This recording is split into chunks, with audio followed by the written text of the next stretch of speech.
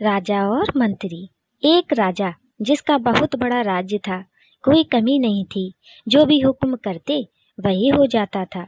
लेकिन राजा में एक आदत थी कि वह जो भी कोई थोड़ी सी गलती करता उसे तुरंत 10 बड़े खूंखार कुत्तों के सामने डालकर उसे कुत्तों से नोचवाता। राजा बड़े गुस्से वाला था। राजा की इस आदत से सभी परेशान थे। राजा का मंत्री भी राजा की इस आदत की आलोचना करता था।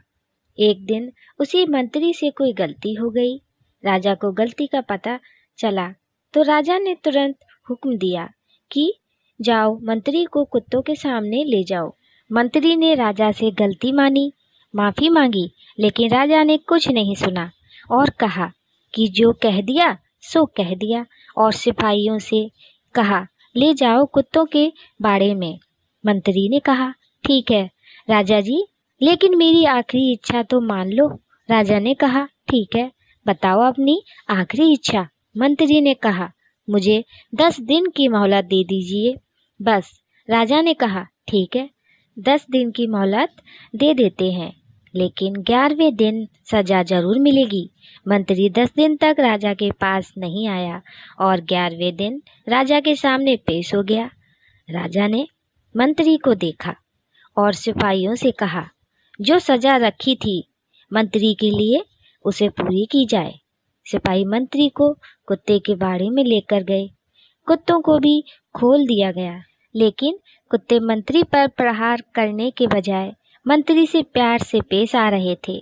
यह देखकर राजा चौंक गया कि जिन कुत्तों को प्रहार करने के लिए ट्रेन किया गया है वे इतने प्यार से पेश आ रहे हैं। राजा ने मंत्री से कहा कि ये चमत्कार कैसे हो गया, इन कुत्तों को क्या हो गया है।